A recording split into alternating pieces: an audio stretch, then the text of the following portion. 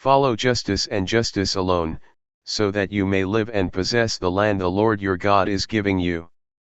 Deuteronomy 16:20. Class, let me ask you something.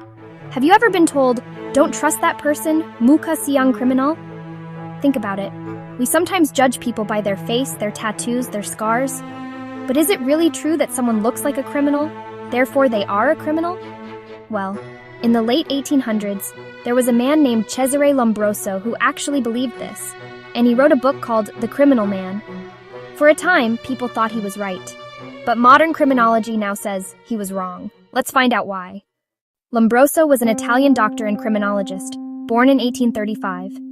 He is called the father of positivist criminology because he tried to study criminals using science instead of just moral judgment.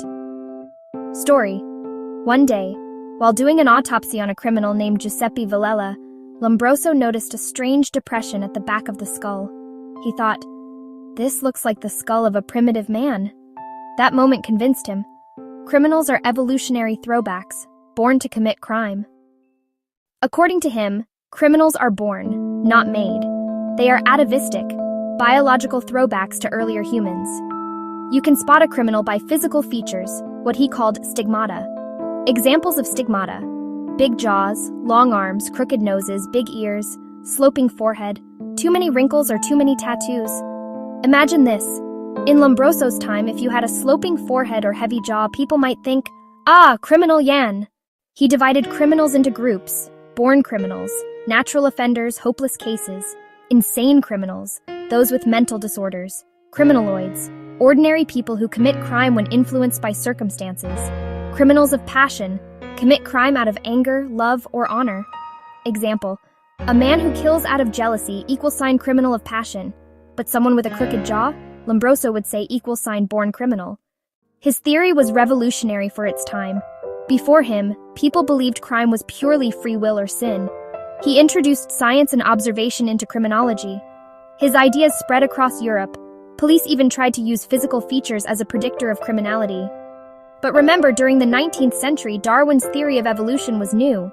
Lombroso's idea fit perfectly with that cultural wave. Modern science says Lombroso was wrong. Why? A. Scientific flaws. His research was based only on prisoners, not ordinary people, no control groups, no proper statistics. Many physical traits he listed are found in non-criminals too.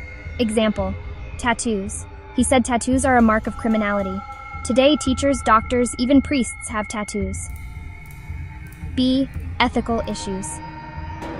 His theory encouraged racism and discrimination. Some stigmata matched traits of certain ethnic groups, which promoted prejudice. Denied free will. If you are born criminal, you can't change. C. Contradictory evidence. Charles Goring, 1913, studied 3,000 convicts in England. Result? No such thing as a criminal face. Today, we reject the idea of born criminals. Instead, we say crime is caused by a combination of factors. A. Biological factors. Genes can play a role in aggression. Brain injuries, like Phineas Gage, can lead to impulsive or violent behavior. B. Psychological factors.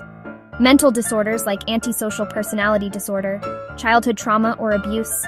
C. Social factors: poverty, inequality, lack of education, broken families. Example, gangs often recruit kids from poor neighborhoods, not because they're born criminals, but because they lack opportunities. D. Environmental factors. Crowded cities, weak law enforcement, exposure to drugs and crime. 7. Comparison: Lombroso versus modern criminology. Aspect: Lombroso's view. Modern view. Cause of crime: biological destiny, atavism.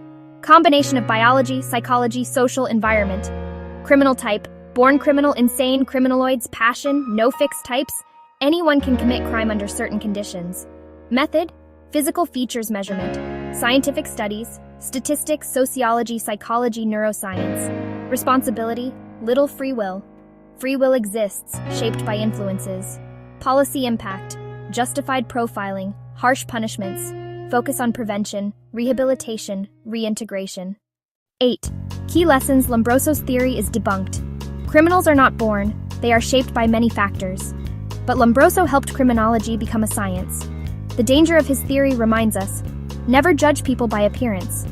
Modern criminology aims for rehabilitation, prevention, and justice, not labeling or discrimination. So class, remember this.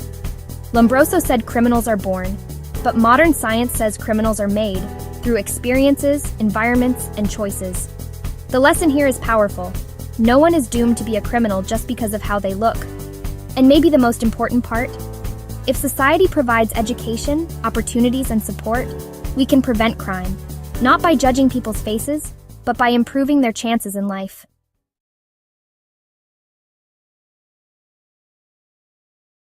I can do all things through Christ which strengthened me. Philippians 4:13. This verse emphasizes faith, perseverance, and reliance on God's strength in all aspects of life, including challenges in law, justice, and moral decision-making. It serves as a reminder that with Christ's guidance, we can overcome obstacles, pursue righteousness, and uphold justice with integrity. Thank you for watching. Don't forget to like, share, and subscribe for more educational content.